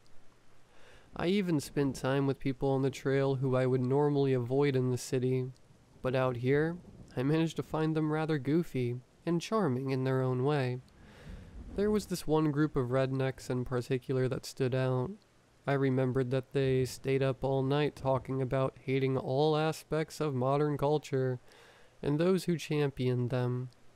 They had this funny ritual of contriving a situation in which one of these modern culturalists would try to convert them to their side, and the rednecks would always scream, "Not for me," at the end of the day, and laugh uncontrollably while mimicking firing guns with their hands. I really thought that group was the worst I would run into out here, but I was horribly wrong. One night, I decided to make camp at the peak of a small mountain when I spotted a particularly distant campfire in the valley below. It looked like it would take a mile or two to reach them, and I was debating if it was worth the pain of walking off trail, but my curiosity got the best of me. I hadn't seen or talked to any fellow travelers in a week, and something intrigued me about this group. Why were they so far off trail? Were they lost? Who knows? Maybe I could even be a hero instead of just a lonely camper if I found their site. With my head drowning in a sea of possibilities, I set off to find their camp armed with nothing but a flashlight and a grin on my face. It took much longer to descend into the valley than anticipated. Walking downhill is much harder on the legs than uphill when you're tired. There were many times during the night when I felt that my calves were burning hotter than any campfire I'd made on the trail. I almost decided to turn back. Almost, if it weren't for a peculiar sound echoing through the mountain forest. I inched myself ever closer, until the sound became clearer. Thump, wump, thump. The rhythmic beating of a drum. The more I listened, the less my body ached. Entranced, I started to march towards the origin of the drumming. Thump, wump, thump, wump. The campsite was getting closer. I was about 30 feet away now. Large bushes obscured most of the sight, but standing tall, I could see what looked like a bipedal goat. Thump, wump, thump, wump. Thump, thump, thump. A moment of silence. I took not another step. The man-goat reared its head back, moonlight shimmering off the black mane that draped its tensing throat. The goat's head opened to birth a beastly howl. The drums began beating again after being spurred by the beastly roar. Thump, wump, thump, wump. I used the sound of the drums to cover my footsteps as I moved closer still. I wasn't entirely sure what was going on, but whatever it was would have made an exciting as hell story back home. With a closer view, the goat creature was clearly just a shirtless man with a coat mask. Great, I thought. I've stumbled into a satanic cult in the middle of absolutely nowhere. I've heard my fair share of stories about the people who walk the Appalachian trails, but nothing about a group of devil worshippers who doing God knows what in the woods. Looking down, I could see around 8 to 10 people prostrate around the ground, bowing to their goatly leader. It was hard to tell with the campfire's light, but it looked like all the members might have been wearing masks too. One member caught my eye in particular. This member wasn't praying with the rest.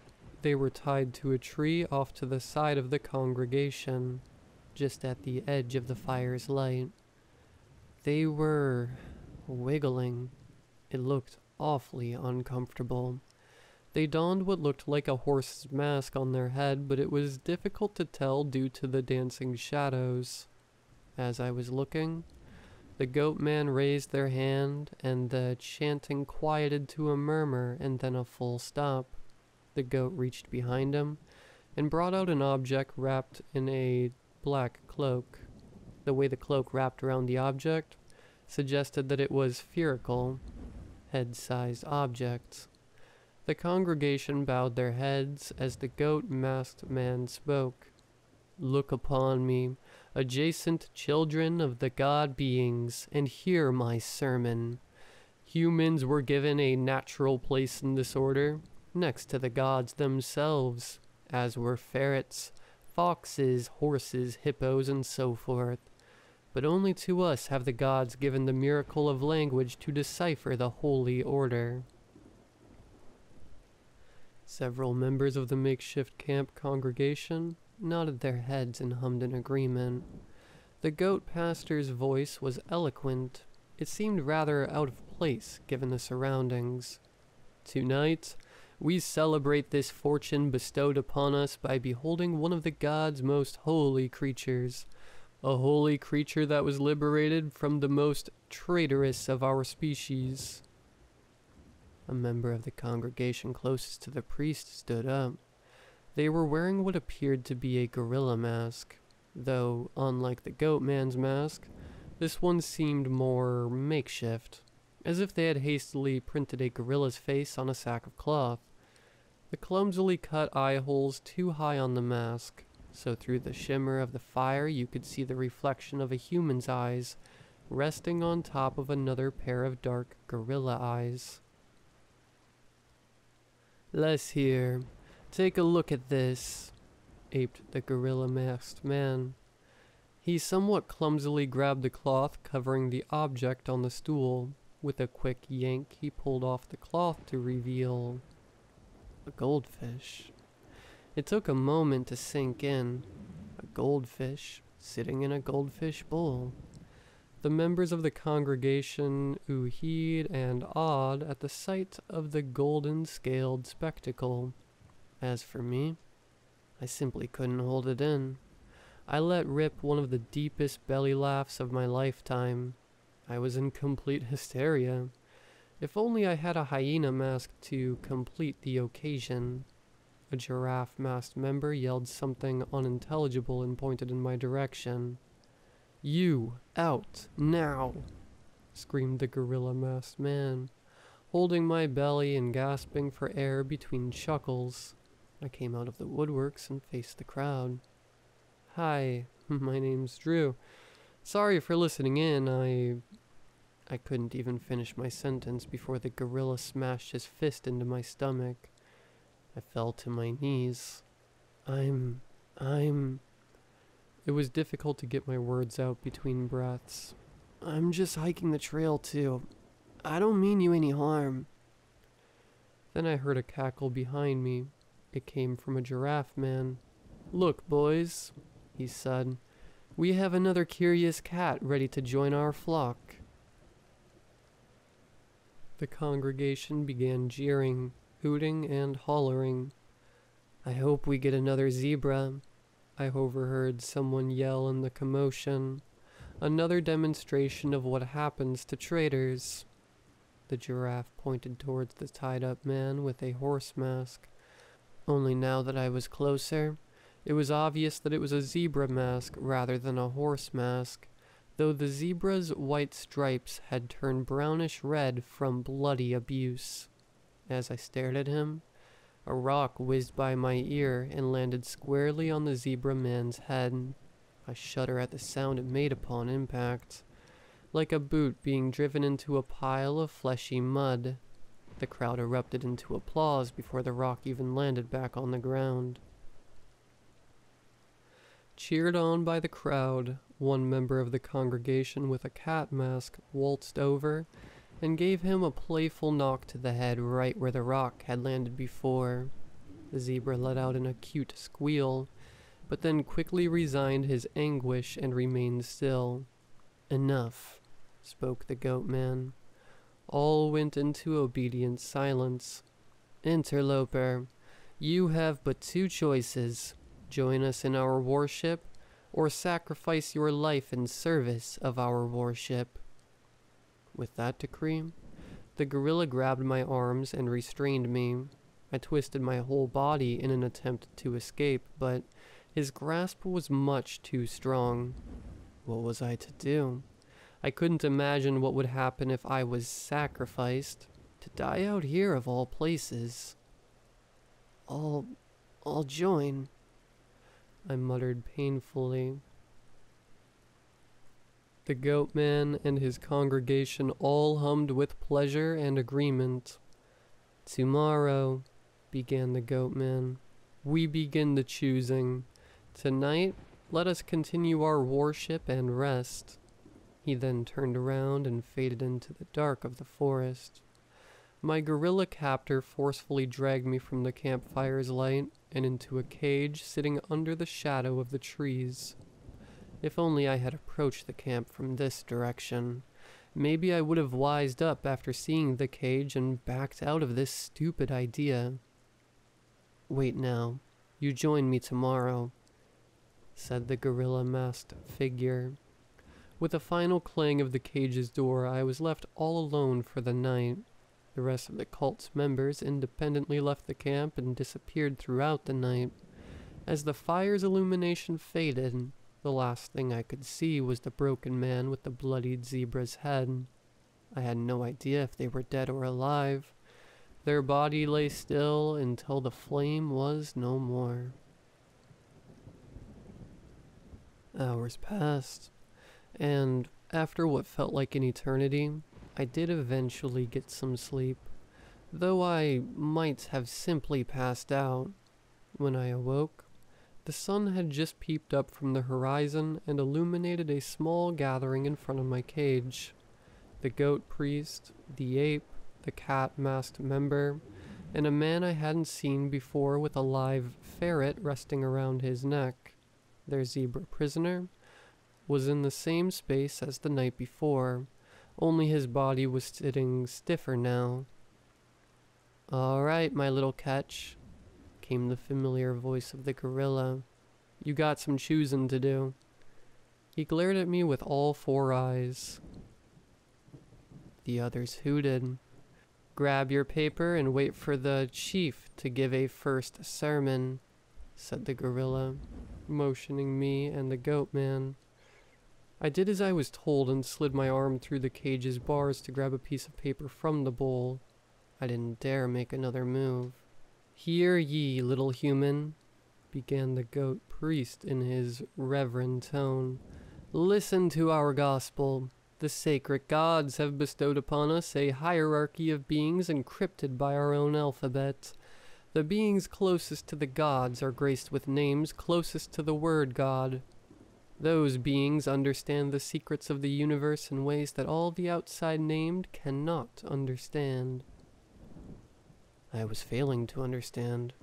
I knew that cults had wacky beliefs, but what was this guy actually saying? In our fortune, humans have been placed adjacent to the god beings, one of which you witnessed last night. The goldfish?" I sputtered. "Shut up and listen," yelled Gorilla. "Unfold the paper," continued the goat man, "and find your place with the humans. And remember, treat all beings with proper regard within the holy hierarchy." With that, the goat man turned and majestically strode back into the forest. "Sorry, I don't understand."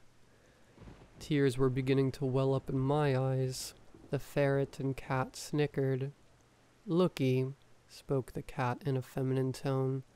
"You're a human, sweetie, with an H. It's all encrypted in the holy alphabet. We're right next to, like, the gods. G." Slowly I began to realize more of their belief system, but I refused to believe that they actually thought like this.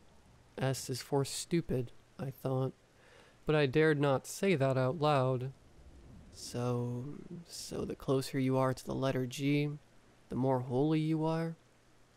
The cat simply replied with a duh gesture. I looked at the paper in my hand. Please not zebra. Anything but zebra, or yak, or walrus. I started to unfold the paper, but the cat swiped it out of my hands. "So slow. Let's see what you are, honey." I really hated her voice. It was this insufferable valley girl ring to it. She unfolded the paper and held her breath in mock anticipation. "Doggy," she finally squealed. "You get to be our nice little doggy. Aww." My shoulders relaxed and my breathing became more even. Dog.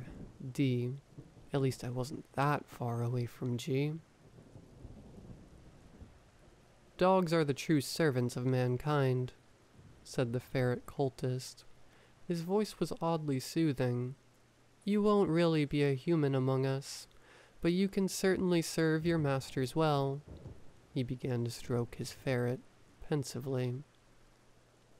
"And for your first task, you can help us rummage up some food." "Hunting party," yelled the gorilla leader, who immediately rushed over to a box in the campsite. From the box, he brandished a shotgun, whose cold steel shimmered in the morning's light. "Now be a good doggy and come," piped the cat. She unlocked the cage and I shambled out. As I began to wearily rise on my feet, I saw her arm snake towards me, and then I felt a sharp, stinging pain in my right leg. "All fours, doggy," she commanded. A small pocket knife was clasped in her hands. A smear of precious human ruby decorated the blade. "You stabbed me." "Down." I shrank down to all fours. I'd never been so degraded. Not even in middle school. Having my arms to support my body weight did take some of the pain off of my leg, at least. Alright, Mutt. You're gonna help us find some grub, grunted the gorilla. Felicia, you come with us. Daryl, you can go on back to the rest. The man with the ferret pet walked off into the woods. Felicia and the gorilla started walking a different direction and beckoned me to join them, but I remained and looked at them perplexed. Your job is to tell me where and what to shoot, and I'ma shoot it, explained the gorilla. I guess it really would be hard to hunt with those masks on. Okay, I muttered, unable to put up any resistance. I needed to find a way to escape these freaks somehow. I had strayed far, far away from the main trail, but as long as I continued to walk uphill, I should be able to find my way back up the mountain I came down from. I turned and hobbled in a direction that led uphill, acting as if I had smelled the scent of prey. After half an hour had passed, I could tell that my captors were getting impatient. So far, we'd been making some progress in a direction that I hoped would lead us up to the trail, but I'd forgotten to actually look for something to hunt. You're shite for a dog, grumbled Clark the gorilla, whose name I learned through idle chatter between him and Felicia.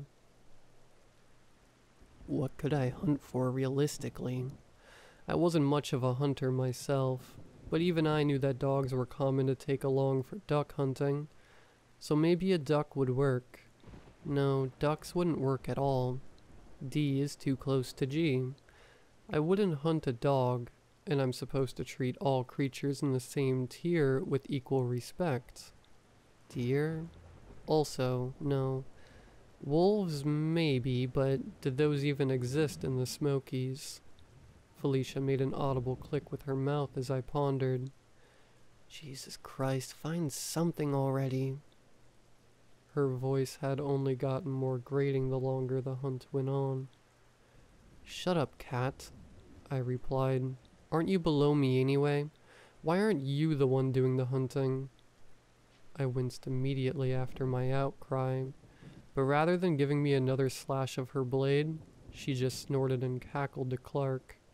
I'm a feline, stupid. I sighed internally. What was I expecting trying to reason with insane cultist idiots? Then, for a brief moment, I saw it. The perfect prey. Skirting between two trees was the blurry outline of a rabbit. This one would be safe. I wasn't sure how far away from G an animal had to be from friend to food, but surely R was far enough. I pounded my fist into the ground, and the rabbit leapt from behind the tree and into a short bush. I pointed my body towards the bush.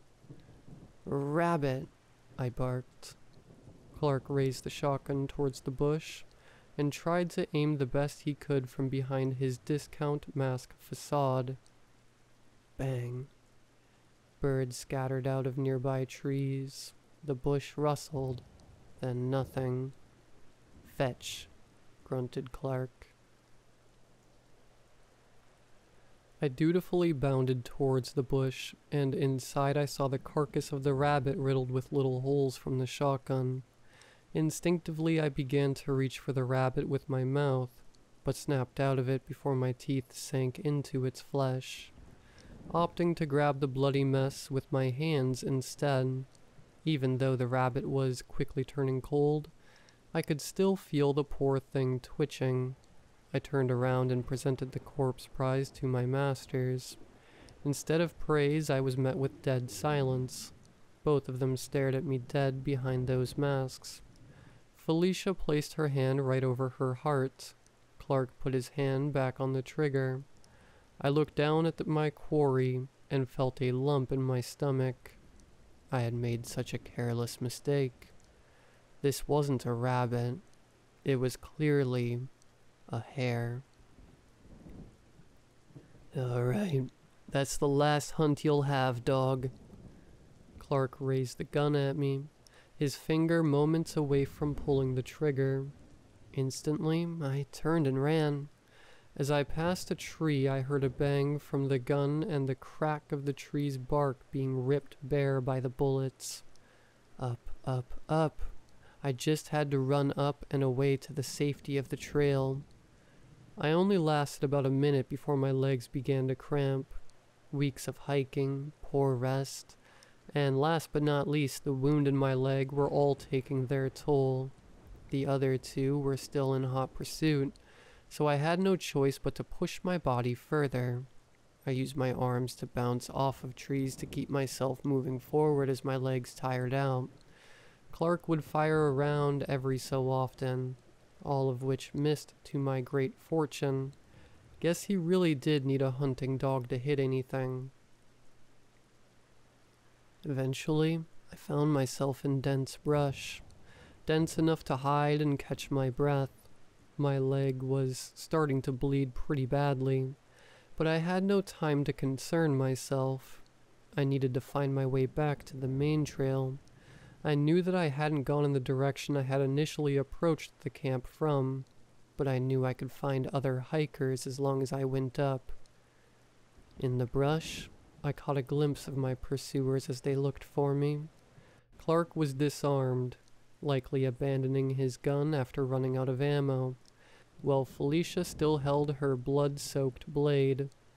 Even though I couldn't see her face, I could tell that she was relishing in this new hunt. I tried to control and conceal my breathing, but every so often I winced in pain from my leg. Sooner or later, they were going to find me. I just needed to make one final push, but where? After a few more agonizing moments, I heard something familiar in the distance. It sounded like a group of people engaging in the kind of jovial banter that a group of close friends might have. As the voices drew closer, I realized why it sounded familiar.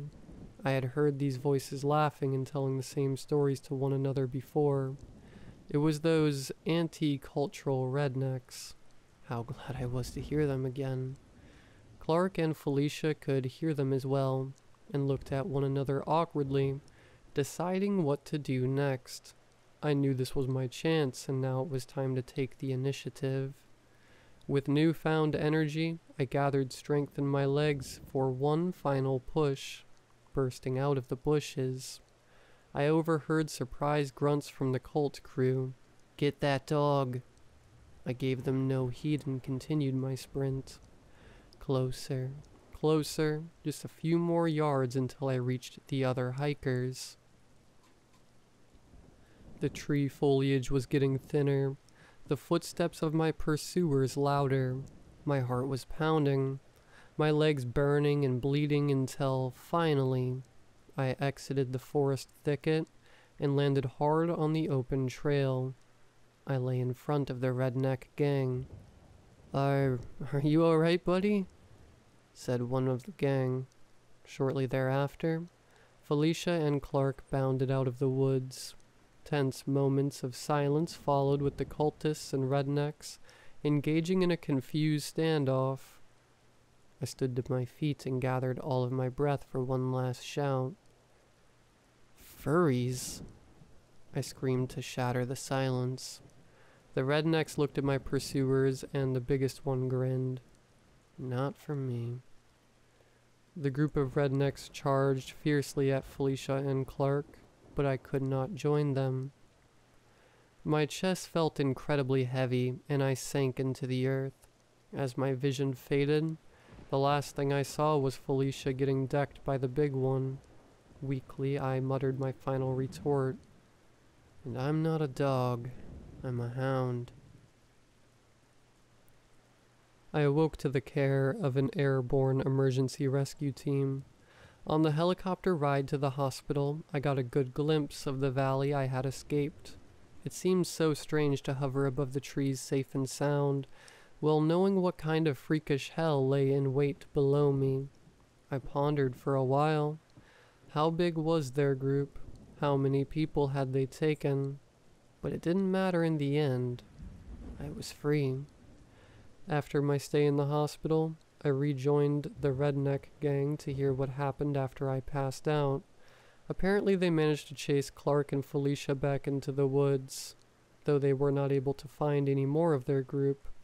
We then went together to the police to file an official report. To our dissatisfaction, the police didn't offer much assistance. I don't think they even believed my story, despite all the witnesses.